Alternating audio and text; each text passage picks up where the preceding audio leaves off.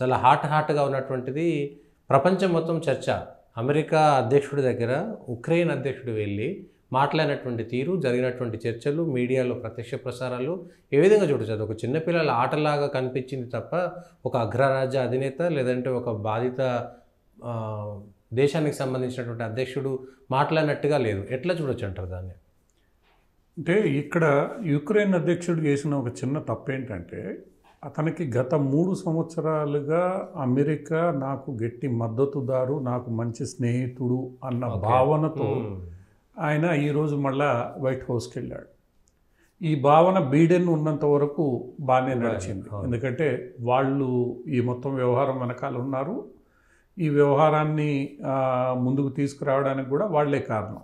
నాటోని expand చేయొద్దు అని చెప్పినప్పటికి కూడా నాటోని ఎక్స్పాండ్ చేసుకుంటూ పోవడం అనేది ఇక్కడ ప్రధానమైన సమస్య.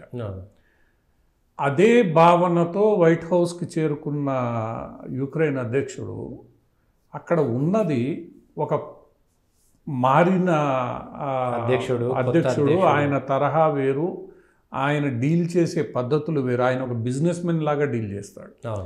అది రాజకీయ ఒడంబడికి కావచ్చు లేదా సామాజిక ఏదైనా కానీ ట్రంప్ డీల్ చేసే స్టైల్ ఏదైతే ఉంటుందో ఒప్పందాల మీద, అది బేసిక్గా బిజినెస్ స్టైల్లో ఉంటుంది. No nonsense style. నేను నీకు ఏదైనా చేస్తే వ్యక్తిగతంగా ఏం చేసినా నాకేమొస్తుంది లేదా అమెరికాకి ఏమొస్తుంది అంటే ఆయన ఉద్దేశంలో అమెరికాకి ఏమొస్తుంది. ఈ స్టైల్లో నడిచే ట్రంప్ దగ్గరికి వెళ్ళి నువ్వు గతంలో బైడెన్తో వ్యవహరించిన పద్ధతిలో వ్యవహరించాలని చూసేసరికి బెడ్స్ కొట్టింది. అంతే. ఇప్పుడు ట్రంప్తో గతంలో అందరూ కొత్త అధ్యక్షులు అందరూ కలుస్తున్నారు. ఇటీవల కాలంలో కలిసిన వాళ్ళల్లో బ్రిటిష్ ప్రధానమంత్రి కరెక్ట్గా జెలెన్స్కీ కలవడానికి ఒక రోజు ముందు కీవ్ స్టార్మర్ బ్రిటిష్ ప్రధాని వెళ్ళి కలిశాడు. ఆయనకు సంబంధించిన లేబర్ పార్టీ స్వయంగా ట్రంప్ వ్యతిరేక ప్రచారంలో అమెరికాలో పాల్గొంది, విమర్శల పాలైంది కూడా. ఎందుకంటే ఒక దేశానికి సంబంధించిన పార్టీ ఇంకో దేశంలో వెళ్ళి ఏంటి అంతర్గత జోక్యం చేసుకోవడం తప్పుగా దారిన విమర్శలు వచ్చాయి. అటువంటి వ్యక్తి ట్రంప్ దగ్గరికి వెళ్ళినప్పుడు ట్రంప్ మనస్తత్వాన్ని పూర్తిగా అర్థం చేసుకుని ట్రంప్తో వ్యవహరించిన తీరు ఈరోజు జెలెన్స్కీలో ఎక్కడనో ఆ మెచ్యూరిటీ అనేది. ఎందుకంటే 2 దేశ అధ్యక్షులు కలిసే ముందు సహజంగా ఒక దేశ అధ్యక్షుడు వ్యవహార శైలి ఎలా ఉంటుంది, దాంతో మనం ఎలా మాట్లాడాలి, ఎలా బిహేవ్ చేయాలి, ఏదైనా దారి తప్పుతోంది అని అంటే దాన్ని ఎలా కంట్రోల్ చేయాలి అన్నది అక్కడికి వెళ్ళిన అతిథి మీద ఉంటుంది. ఎందుకంటే ట్రంప్ అవుట్ స్పోకన్, అది అందరికీ తెలుసు. రెండోది, ట్రంప్ కొత్తగా అధ్యక్ష పదవికి చేరుకున్న తర్వాత ఇలాంటి సమావేశాలన్నీ మీడియా ముందు జరుగుతున్నాయి. అవును, ఇది అంతకుముందు ఎలా జరిగేది కాదు. మొత్తం మీడియాని పిలిచి ముందు మాట్లాడుకొని అక్కడే అన్నీ చేయడం, మీడియా ముందు జరగడం, ఇవన్నీ కూడా అర్థం చేసుకోవాల్సిన అంశాలు. అంటే ఒక దేశాధ్యక్షుడు ఇంకొక దేశాధ్యక్షుడిని కలుస్తున్న వేళ నువ్వు కనీసం అంచనా వేసుకోవాలి. నేను ఎవరిని కలవడానికి పోతున్నా, అతని వ్యవహార శైలి ఎలా ఉంది, గత 10-15 రోజులుగా అతను ఎలా వ్యవహరిస్తున్నాడు. ఉక్రెయిన్ అనేటువంటిది యుద్ధ బాధితురాల దేశం. నువ్వు వెళ్తున్నప్పుడు అక్కడ నువ్వు వెళ్ళినప్పుడు నీ లక్ష్యం ఏంటి? ట్రంప్ స్పష్టం చేస్తున్నాడు, యుద్ధం నువ్వు ఆపాలి, నాకు బెనిఫిట్ చేయాలి, నువ్వు రేర్ ఎర్త్ మినరల్స్ అని నాకు అప్పచెప్పేసేయి. సరే, దీని వెనక కారణాలు రకరకాలు ఉన్నప్పటికీ కూడా ఇది ట్రంప్ యొక్క డిమాండ్. ట్రంప్ సూటిగా చెప్తున్నాడు. అటువంటి పరిస్థితుల్లో నువ్వు అక్కడికి వెళ్ళినప్పుడు అతని అంచనాని ముందే ఊహించుకొని, అతని బిహేవియర్ని ముందే ఊహించుకొని జాగ్రత్తగా బిహేవ్ చేయాల్సిన బాధ్యత నీ మీద ఉంటుంది. ఎందుకంటే నీకు ఇప్పుడు అమెరికా అవసరం. అవును, ఈరోజు అమెరికా మద్దతు నీకు చాలా అవసరం. ఆ మద్దతు దొరుకుతుందో లేదో తెలియని పరిస్థితుల్లో నువ్వు అక్కడికి వెళ్ళినప్పుడు, నువ్వు బాధితుడిగా ఉన్నప్పుడు, నువ్వు ఫ్రస్ట్రేషన్తోనో లేదా హై ఎక్స్పెక్టేషన్స్తోనో లేదా గతంలో నేను ఇలా బిహేవ్ చేశాను కదా, నేను ఇలానే బిహేవ్ చేస్తానో నువ్వు చేస్తే ఏం జరుగుతుంది అనేది ఈరోజు ప్రపంచం మొత్తం చూసింది.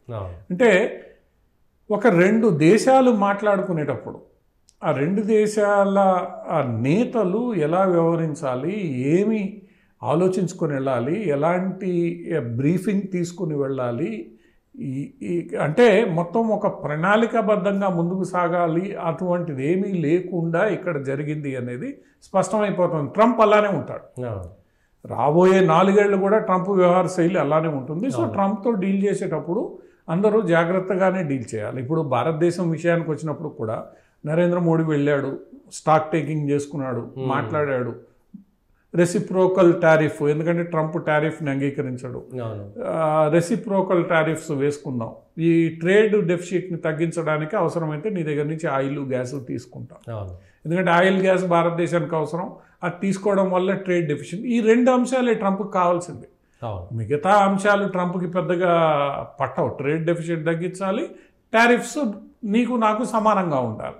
ఈ 2 అంశాల మీద మాట్లాడుకున్నారు. మిగతా అంశాలు పెద్దగా అక్కడ చర్చకు వచ్చాయా లేదా, బంగ్లాదేశ్ గురించి చర్చకు వచ్చింది, బంగ్లాదేశ్ గురించి వస్తే బంగ్లాదేశ్ మోడీ చూసుకుంటాడు, నాకేం సంబంధం, నాకేం అవసరం అన్నాడు. అలా అంటే అన్ఎక్స్పెక్టెడ్ వేలో బిహేవ్ చేసే వ్యక్తి ముందు నువ్వు ఆలోచించుకొని మాట్లాడాలి. నువ్వు అక్కడ అనవసరంగా వాదనకి దిగకూడదు. మంచిది, నువ్వు చెప్పింది కరెక్టే, దాన్ని మనం చర్చించుకుంటామని ఒక మాట అంటే మీడియా గొడవ లేదు. అది కొంత ఇమ్మెచ్యూరిటీతో అంచనా వేసుకోలేని దీనివల్ల ఈరోజు ప్రపంచ దృష్టి అంతా కూడా ఈ మొత్తం వ్యవహారం, ఈ అరగంట వ్యవహారం అంటే అమెరికా వెనుక నుంచి ఇస్తున్నటువంటి నిధులతోటే ఉక్రెయిన్ యుద్ధం చేసింది అనేటువంటిది ప్రపంచం, అది వాస్తవం, బయటపడిపోయింది. దీంతో ఈరోజు యుక్రెయిన్ రష్యాను తట్టుకొని నిలబడే పరిస్థితుల్లో లేదు. యుక్రెయిన్ దగ్గర డబ్బులు లేవు, ఆయుధాలు లేవు, సైన్యము లేదు. సైన్యం క్రమశిక్షణతో ఉన్నప్పటికి కూడా ఆ సైన్యం పోరాడడానికి కావాల్సిన సాంకేతిక పరిజ్ఞానం, ఆయుధాలు కావాలి, అవి లేవు. ఎందుకంటే రష్యా ఎంత మనం ఒప్పుకున్నా ఒప్పుకోకపోయినా అధునాతన ఆయుధ సంపత్తి, ఈవెన్ అమెరికాకి ధీటుగా రష్యా దగ్గర ఫైటర్లు ఉన్నాయి, రష్యా దగ్గర ఈ ఆయుధాలకు సంబంధించి అవి మెకనైజ్డ్ ఆయుధాలు కావచ్చు, తుపాకులు కావచ్చు, బాంబులు కావచ్చు, ఏది మిసైల్స్ కావచ్చు, డ్రోన్లు కావచ్చు, ఏదైనా కానీ Russia is advanced defence manufacturer. Russia నుంచి చాలా దేశాలు కొనుక్కుంటున్నాయి. అటువంటి పరిస్థితుల్లో యుక్రెయిన్ ఏం చేయలేదు. యుక్రెయిన్కి కావాల్సిన మోరల్ ఇదంతా కూడా అమెరికానే వెనక నుండి చేయిస్తోంది. ఇప్పుడు ట్రంప్ చాలా స్పష్టంగా ఏం చెప్తున్నాడు, యూరోప్ ₹1 ఇవ్వలే, ఇచ్చిందంతా అమెరికానే, డబ్బులు ఇచ్చింది, ఆయుధాలు ఇచ్చింది, అన్నీ చేసింది అమెరికానే. రష్యాని కాస్త భయపెట్టి ఆపుతున్నది అమెరికానే, యుక్రెయిన్ లోపలికి రాకుండా. ఎంత చేసినా కూడా ఆ బఫర్ జోన్లోనే రష్యా ఇంకా ఫైట్ చేస్తుంది తప్ప ఆ బఫర్ జోన్ దాటి రష్యా ముందుకు రావట్లేదు. ఎందుకంటే eastern Ukraine buffer zone create చేయాలి అనేది. సో అందువల్ల ఏంటంటే ఒక్కసారి అమెరికా తన వైఖరి మార్చుకుంటే యుక్రెయిన్ ఏమీ లేదు, 2 నిమిషాల్లో యుక్రెయిన్ కింద పడిపోతుంది.